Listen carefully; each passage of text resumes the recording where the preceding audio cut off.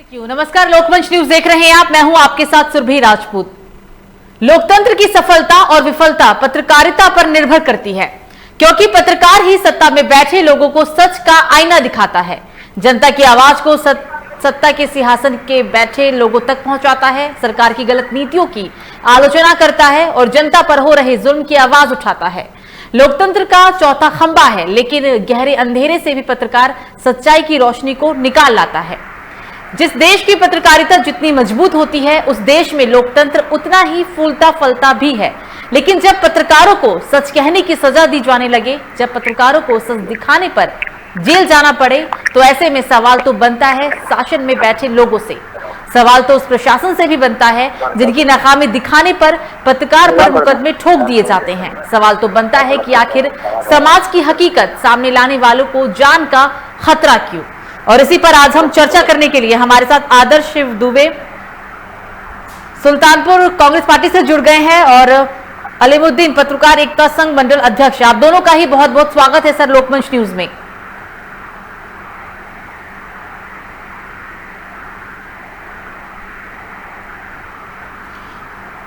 अलीमुद्दीन जी, क्या आप मुझे सुन पा रहे हैं? जी सर, मेरा पहला प्रश्न आपसे ही, चर्चा की शुरुआत आपसे ही करेंगे, क्योंकि जिस तरीके से अब हम चौथा स्तंभ देश का कहा जाने वाला पत्रकार, लेकिन अब चौथे स्तंभ पर ही हमला, तो इसका जिम्मेदार आखिर कौन?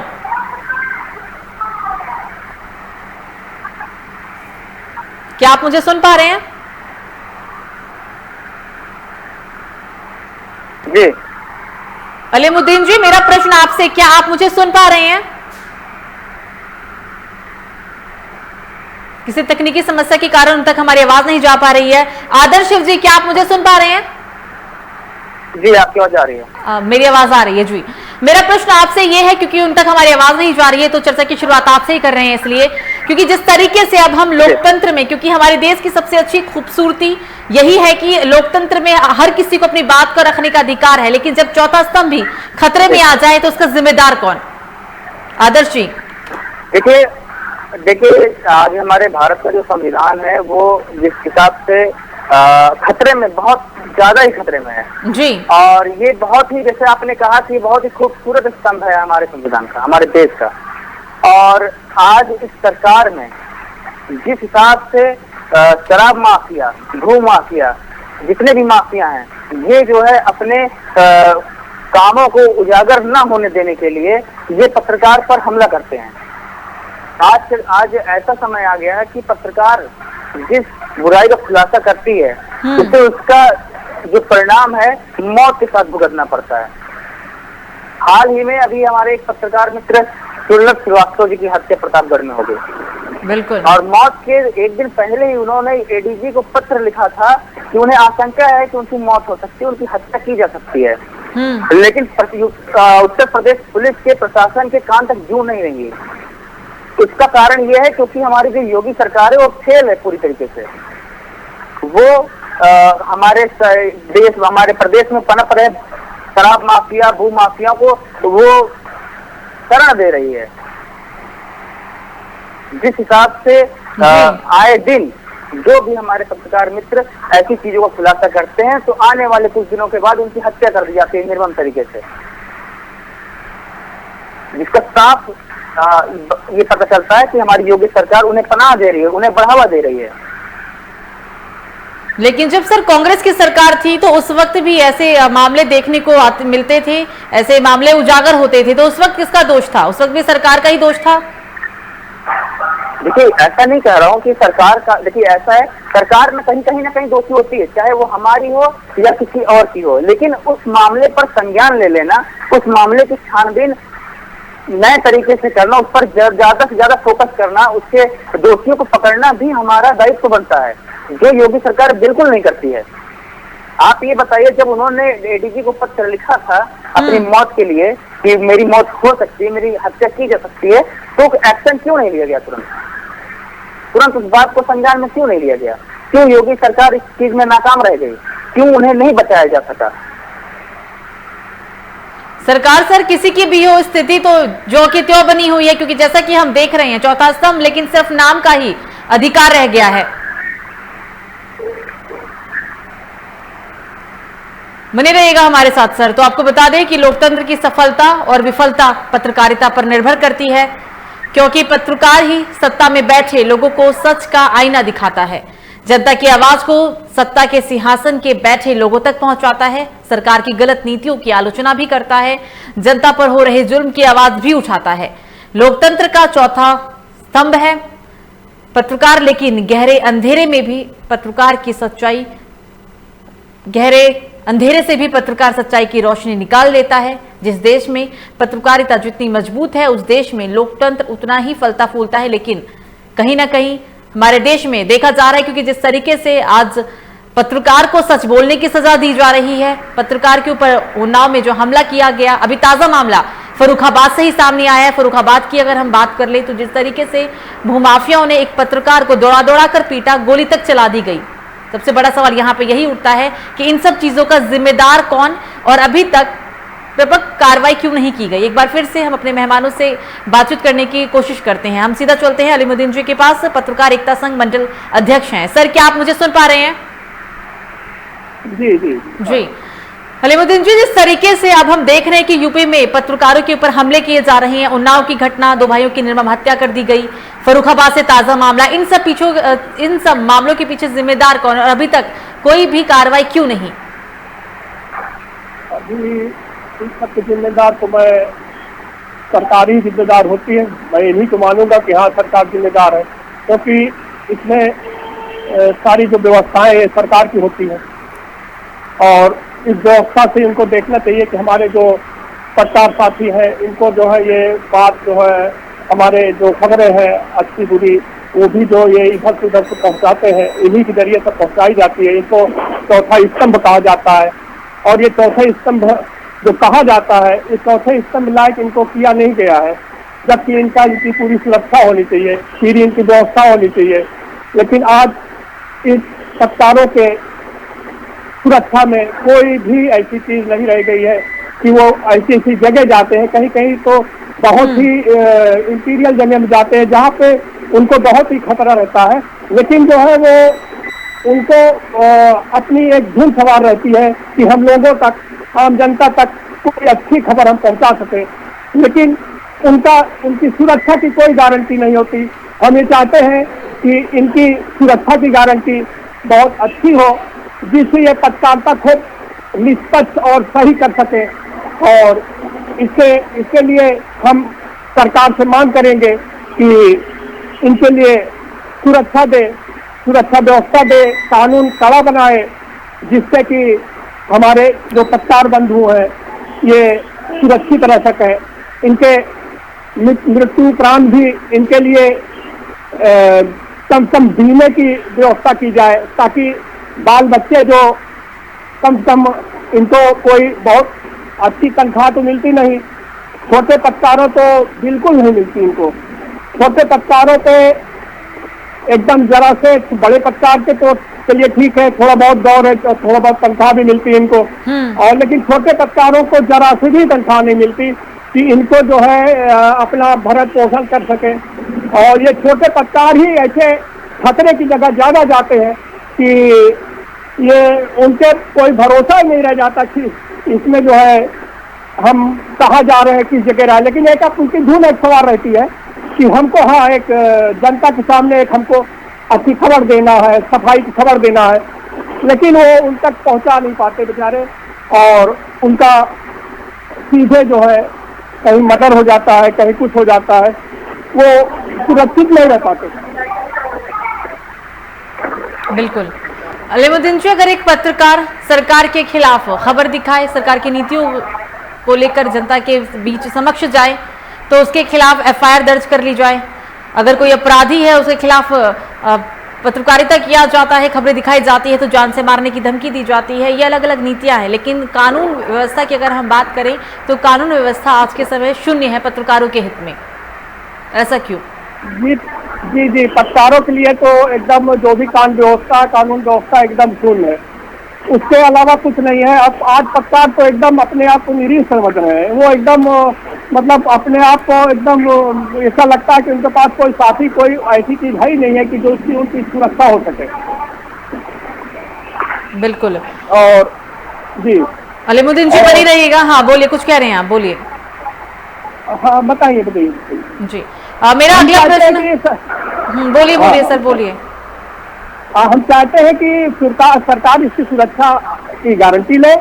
और ये बहुत दिनों से चला आ रहा है कि पत्रकार जो है लड़ते भिड़ते तो बहुत है, लेकिन उनकी सुरक्षा की गारंटी नहीं रह जाती। हम ये चाहते हैं कि इनकी सुरक्षा की गारंटी सुनिश्चित करे सरकार, और इनके बीमे की गारंटी सुनिश्चित करे सरकार। मैं चाहता हूं कि पत्रकार भी एक ऐसी लाइन में आ जाए, एक कड़ी में आ जाए कि ये भी लगे कि हाँ ये पत्रकार है, इनको जो है इज्जत मिले, हर जगह इज्जत मिले, और इनकी सुरक्षा की गारंटी हो। हाँ बताएं। जो जीरो ग्राउंड पे जाकर रिपोर्टिंग करते हैं हमारे संवाददाता, उनको सबसे ज्यादा खतरा होता है भूमाफियाओं से, खनन माफियाओं से। अगर खबरें दिखा देंगे तो जान से मार दिया जाएगा, परिवार वालों को धमकी दी जाएगी। अवैध खनन एक अपराध है, सभी जानते हैं, लेकिन बावजूद ऐसे लोगों को किसका संरक्षण प्राप्त है? क्यों अवैध खनन माफिया दिन रात अपनी जो गलत धंधा है वो करते रहते हैं और खबर दिखाने की वजह में मौत की सजा भी दे देते हैं, लेकिन कार्रवाई नहीं होती? इसके पीछे जिम्मेदार कौन? क्या मौजूदा सरकार? मैं एक बात तो कहना चाहूंगा कि जो भी बहुत बड़े माफिया हैं, तो कुछ तो माफिया हम ज्यादातर देखेंगे कि विधायक और सांसद के साथ जुड़े होते हैं। हमको ये कहना तो नहीं चाहिए, लेकिन जो आज का जो माहौल बता रहा है, इस तरीके से ऐसा लग रहा है कि ये कहीं न कहीं से इनका संरक्षण रहता है। अभी एक छोटा सा भी कोई चोरी करने वाला हो, उसके ऊपर कार्रवाई हो जाती है, और वो एक कोतवाल आएगा या एक सिपाही आएगा, उसको पकड़ के ले जाएगा और उसके ऊपर कार्रवाई करके उसके ऊपर धारा लगा के उसको जेल में बंद कर देगा। लेकिन एक जो भी बड़े माफिया हैं, इनका कहीं न कहीं से संरक्षण रहता है। और ये उसका जो है, ये जो भी मतलब हम मतलब समझते हैं कि जो भी सरकारें रहती हैं, ये उनके जो है बचाव में रहती हैं, इसलिए उनको उससे काम लेना रहता है। बिल्कुल सर। और ये जी, तो हम ये चाहते हैं कि जो माफिया है या इस तरीके से है, इनको जो है मतलब इनको भी उस मोटी वाली रस्सी में बांधा जाए, जो कानून वाली मोटी रस्सी है उससे बांधा जाए कि ये भी जो है मतलब इस तरह के हरकत न कर सके। और जैसे आम आदमी के या आम जो है उस तरीके से, वैसे भी हमारे मतलब वो जो माफिया है वो भी उसी तरीके से रहे और इस तरीके से हरकत न करें। और जो आज जो है जो हरकत ये माफिया लोग कर रहे हैं, ये बहुत ही ऐसी दयनीय स्थिति है, वो किसी के साथ भी कुछ कर सकते हैं। अभी मैं थोड़ा सा अलग हट के जा रहा हूँ, अभी कोई मर्डर हो जाता है या कोई कुछ हो जाता है तो लोग गवाही देने के लिए तैयार नहीं होते, इसलिए उनको डर रहता है, क्योंकि लोगों के मन में डर है। तो जी जी जी नहीं, हुकूमत को जो डर है, ये उनका भी डर रहता है कि इससे जो है कहीं ये जो है हमको कुछ कर न दे, और उनकी गारंटी नहीं रहती कि ये जो है जो भी गवाह जाएगा उसकी कोई गारंटी है, वो अगर मार देंगे तो उसका कुछ नहीं होगा, और डर की वजह से दूसरा भी गवाही देने नहीं जाएगा। और कानून ऐसा बना है कि इस गवाही जो है, गवाही ही सब कुछ है। अभी हमारे कुछ ऐसे कांड हुए हैं कि इसमें जो है बाकायदा फुटेज सारी चीजें थी, लेकिन अदालतें पता नहीं किस वजह से उनको छोड़ देती। वो कहते हैं कि मुझको गवाही चाहिए। अब वो आदमी उस माफिया के खिलाफ कौन गवाही देगा? ऐसे हमारी एक मतलब उससे ही बात होने लगी, अभी मतलब वो नहीं करेंगे, लेकिन जो है कहीं न कहीं से इन पे जो है दबाव बनना चाहिए। जो भी माफिया हैं उन पे भी बराबर का कानून लगे, बराबर का कानून लगे, और बराबर जो जिस तरीके से जनता है उसी तरीके से वो भी रहे। अगर वो कोई गलती करते हैं तो उनके ऊपर कोई हाथ न रखा जाए और उनको भी वही सजा दिलाने का काम किया जाए जो आम जो है जनता को सजा दिलाने का काम किया जाता है। बिल्कुल सर, बने रहिए अलीमुद्दीन जी। हम सीधा चलते हैं अब आदर्श शिव जी के पास।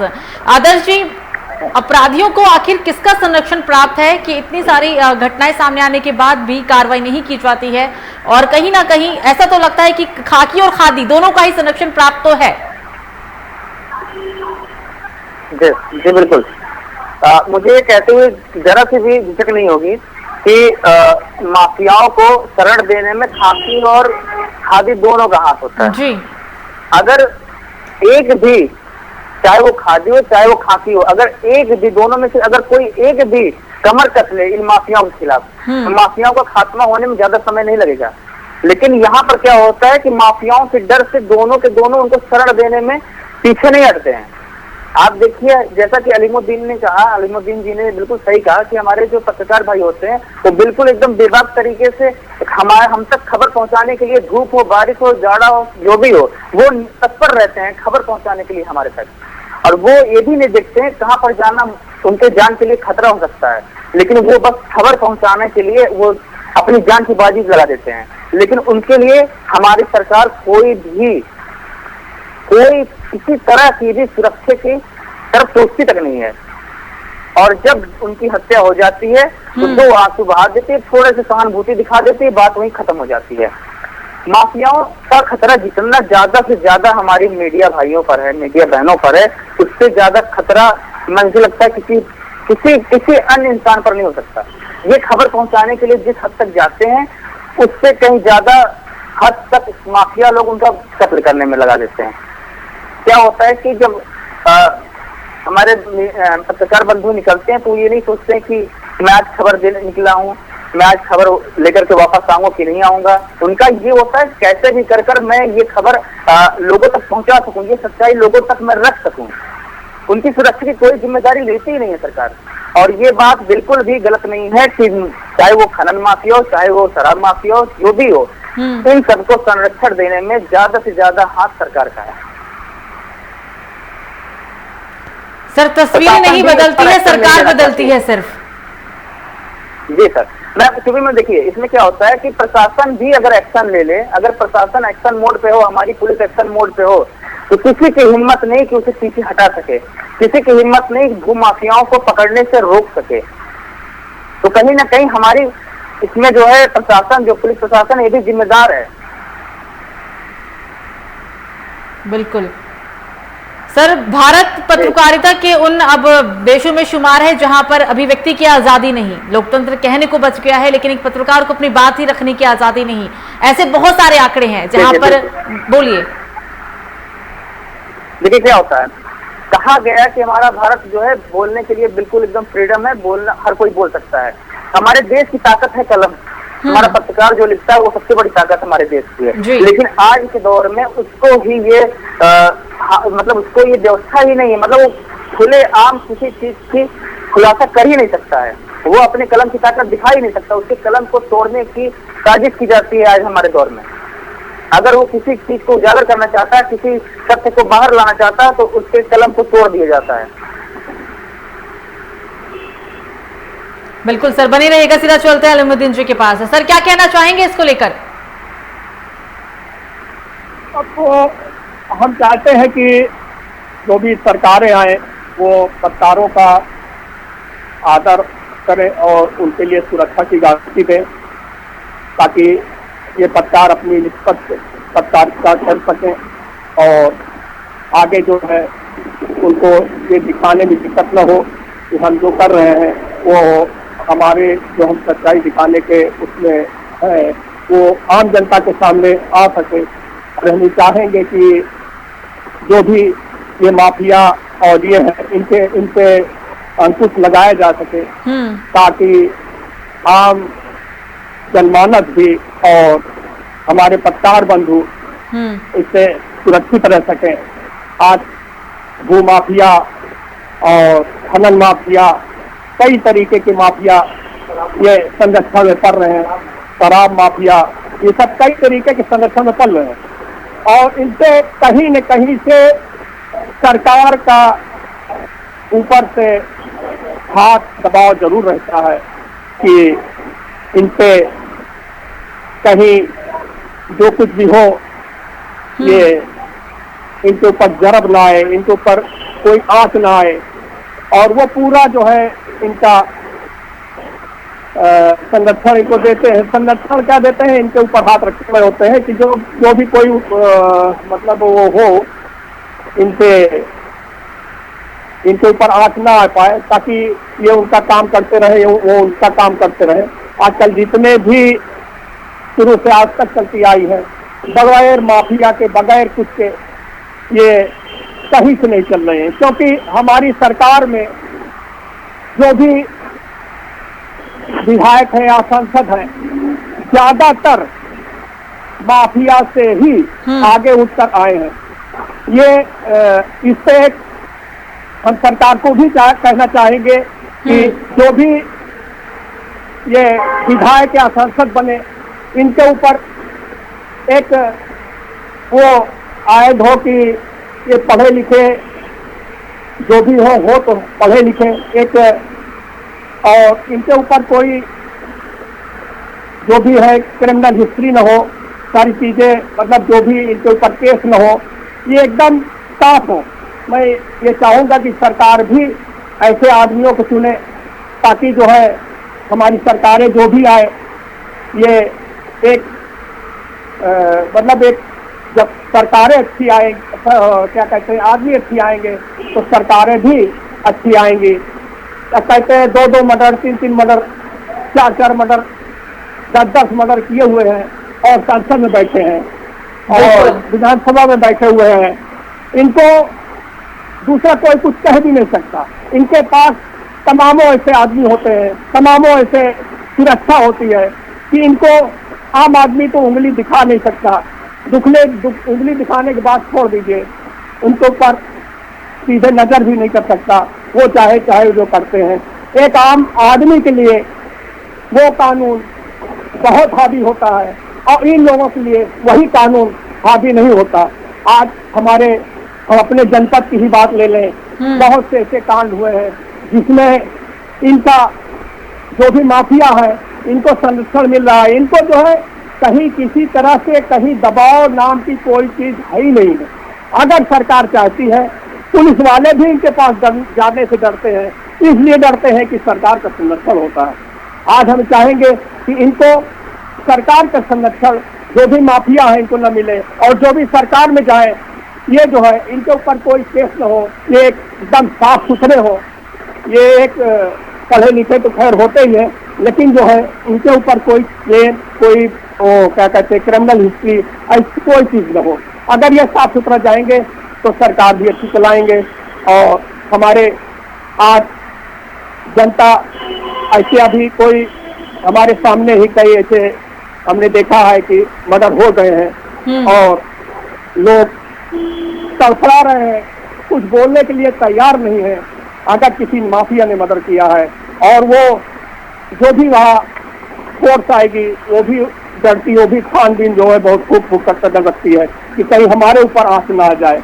मैं इसे चाहता हूँ कि आम जनता जो है इससे तरफ न हो, इससे खुश हो, और हमारे पत्रकारों को, हमारे जो और भाई हैं सबको मैं चाहूँगा कि इनकी सुरक्षा व्यवस्था अच्छी की जाए और इनके लिए बीमे का प्रावधान किया जाए ताकि इनके बच्चे भी सुरक्षित रह सकें, और जो भी हो व्यवस्था सरकार की तरफ से इनको पूरा करे। इसलिए ये पत्रकार जो है एकदम मतलब कहीं से इनकी इनकम नाम की चीज बहुत ही कम होती है।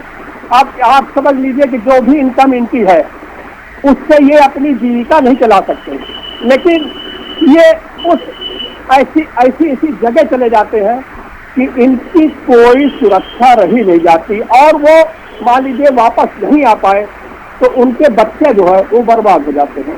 तो मैं चाहूँगा कि इससे सरकारें जो है इनके व्यवस्था अच्छी से अच्छी करें, इनके सुरक्षा की व्यवस्था करें, इसे कानून कड़ा बनाए, और इनके लिए जो बीमे की धनराशि है उसको बढ़ा के कम 50 लाख से कम न करें, 50 लाख तो कर ही दें। तो मैं चाहूँगा कि ऐसे सरकार को ये कदम उठाने चाहिए पत्रकारों के हित में। जी, सरकारों को ये चाहिए और ये बहुत पहले ही कर देना चाहिए था, लेकिन आज हम ये मतलब सोच नहीं पा रहे कि सरकारें इनको काहे नहीं ऐसा किए, जबकि ये बहुत से पत्रकार ऐसे होते हैं कि वो कहीं सांसद आए, कहीं विधायक आए, कहीं सरकारी अमला आया तो वो जरूर जाते हैं उनके साथ, और जबकि उनके साथ काम करते हैं बराबर के, वो अच्छी से अच्छी न्यूज देने के उसमें वो पहुंचते वहाँ पे और उनको बुलाया भी जाता है, लेकिन वो देखते भी हैं, लेकिन उसके बाद भी वो अनदेखा करते हैं कि इनकी भी कोई सुरक्षा की गारंटी होनी चाहिए। और मैं चाहूँगा कि इनकी सुरक्षा की गारंटी जरूर हो ताकि ये पत्रकार बंधु जो है बड़े मतलब उससे काम कर सके और बिल्कुल बाकी जो है बिल्कुल बिल्कुल सर, बने रहिए हमारे साथ। सीधा चलते हैं आदर्श जी के पास। आदर्श जी, हमने आपने अलीमुद्दीन ने भी बार बार यही कहा है कि पत्रकारों को सुरक्षा दी जाए, पत्रकारों को सुरक्षा दी जाए, हम भी यही अपील करते हैं, लेकिन आप सुरक्षा को किस तरीके से देखते हैं और कैसी सुरक्षा? देखिए, ये बात बिल्कुल सत्य है कि हमारे पत्रकार भाइयों को सुरक्षा देनी चाहिए। और अगर जैसे कि सरकार संरक्षण देती है माफियाओं को, तो आजकल देखा जा रहा है कि दिन दहाड़े हत्याएं हो रही है, पत्रकारों को सड़क पर दौड़ा करके गोली मारी जा रही है बेखौफ तरीके से।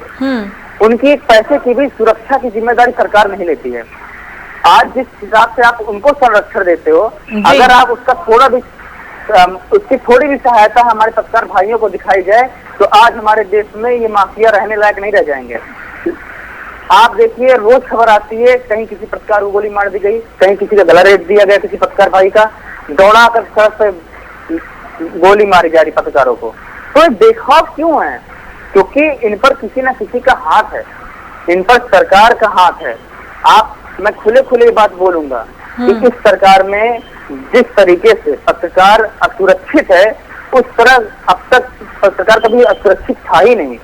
बहुत ही दयनीय स्थिति हो गई है हमारे पत्रकार भाइयों की। बिल्कुल भी खौफ नहीं है इन माफियाओं का, बिल्कुल भी खौफ नहीं है इनको सरकार का, न किसी प्रशासन का, न किसी पत्रकार का। ये बेखौफ होकर के अपना काम करते हैं, बेखौफ होकर के अपना काम करने वाले जो पत्रकार भाई इनका खुलासा करना चाहते हैं उनकी मौत कर देते हैं, उनकी हत्या कर देते हैं। इनको सुरक्षा चाहिए और पूरी तरीके से चाहिए। पत्रकार भाई जितने सुरक्षित रहेंगे उतने ही हम तक खबर पहुंचेगी, उतने ही ये भारत देश हमारा सुरक्षित रहेगा। बिल्कुल आदर्श जी, आप दोनों ही ज्यादा से ज्यादा सुरक्षा हो सके, इनको सुरक्षित रखने के लिए सरकार को नए कदम उठाने चाहिए, नए नियम लाने चाहिए। इनके जैसे कि अलीमुद्दीन सर ने कहा कि जो है सैलरी की बात होती है, बेचारे जो है सैलरी ज्यादा नहीं पाते हैं, फिर भी अपनी जान को जोखिम में रखकर दिन भर दौड़ते हैं बेचारे, हम तक न्यूज पहुंचाते हैं। तो इस चीज को, इस लिहाजे को देखते हुए सरकार को कोई ना कोई ठोस कदम उठाना पड़ेगा, इनकी सुरक्षा के लिए सोचना पड़ेगा सरकार को। बिल्कुल बिल्कुल, हम भी यही आशा करते हैं कि सरकार जल्द ही पत्रकारों के लिए, देश के चौथे स्तंभ के लिए सुरक्षा को लेकर चीज़ें सामने लेकर आए, ताकि जो अब घटनाएं लगातार बढ़ती जा रही, यूपी में हम कितनी सारी घटनाओं को जिक्र कर चुके हैं, उस पर विराम लग सके। आप दोनों ही हमारे साथ चर्चा में जुड़े, इसके लिए आपका बहुत बहुत शुक्रिया। हमारे साथ आदर्श शिव दुबे थे, कांग्रेस नेता सुल्तानपुर से, और अलीमुद्दीन पत्रकार एकता संघ मंडल अध्यक्ष। चर्चा में जुड़ने के लिए आप दोनों का बहुत बहुत शुक्रिया। तो कलम का कत्ल क्यों, हम ऐसा इसलिए कह रहे हैं क्योंकि जिस तरीके से देश का चौथा स्तंभ आज खतरे में आ गया है, निरंतर अब यूपी के अलग अलग जिलों से ऐसी खबर सामने आ रही है। उन्नाव की घटना की बात की जाए, अभी उन्नाव का घटना जो था वो खत्म ही नहीं हुआ था, वो पूरे घटना पे अभी विराम ही नहीं लगा, कोई ठोस कार्रवाई नहीं की गई। फर्रुखाबाद से एक ताज़ा मामला सामने आ गया, इसके बीच में भी लगातार ऐसे मामले सामने आए हैं जहां पर पत्रकारों को जान से मारने की कोशिश की गई, धमकी दी गई, जानलेवा हमला कराए गए। फिलहाल अभी के लिए मुझे दीजिए इजाजत। लोकमंच न्यूज़ पर खबरों का सिलसिला जारी रहेगा। नमस्कार।